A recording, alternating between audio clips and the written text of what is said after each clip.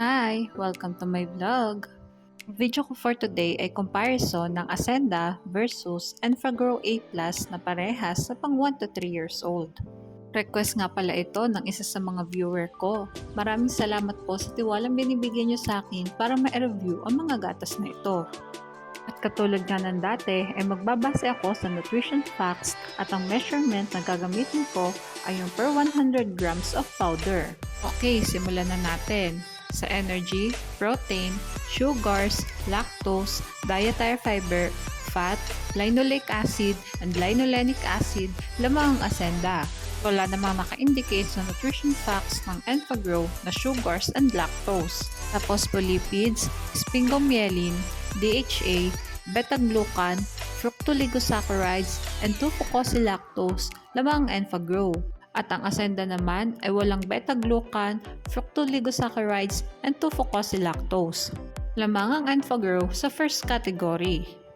Mag-proceed naman tayo sa vitamins. Sa vitamin A, vitamin D, vitamin K, and vitamin B1, lamang ang Ascenda. Samantalang lamang naman ang Enfagrow sa vitamin E, vitamin B2, vitamin B6, and vitamin B12. Sa niacin, folic acid, pantothenic acid, biotin, and choline, lamang ang Ascenda. Samantalang lamang naman ang Enfagrow sa vitamin C. Lamang ang Ascenda sa vitamins.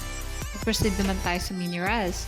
Sa iron, zinc, copper, manganese, and iodine, lamang ang Ascenda. Samantalang lamang naman ng Enfagrow sa calcium, phosphorus, at magnesium. Sa potassium, molybdenum, chromium, and selenium, lamang ang Ascenda. Samantalang lamang naman ng Enfagrow sa sodium and chloride. Ngunit wala itong molybdenum and chromium. Lamang ang Ascenda sa minerals. Dito naman tayo sa other nutrients. Ang Ascenda ay may nucleotides, taurine, L-carnitine, L-arginine, and inositol na wala ang Enfagrow. At para naman sa last part ng vlog ko ay yung presyo ng dalawang gatas na ito. Paalala guys, pwede mag-iba ang presyo ng dalawang gatas na ito depende kung saan store nyo sila titingnan. Bale, hindi nga ako nakakita ng magkasing bigat na timbang ng dalawang gatas na ito, kaya kinumpute ko na lang. Lumabas na ang per 1 gram ng Ascenda ay nagkakahalaga ng 1.61 pesos, samantalang ang 1 gram naman ng Enfagrow ay nagkakahalaga ng 1.62 pesos.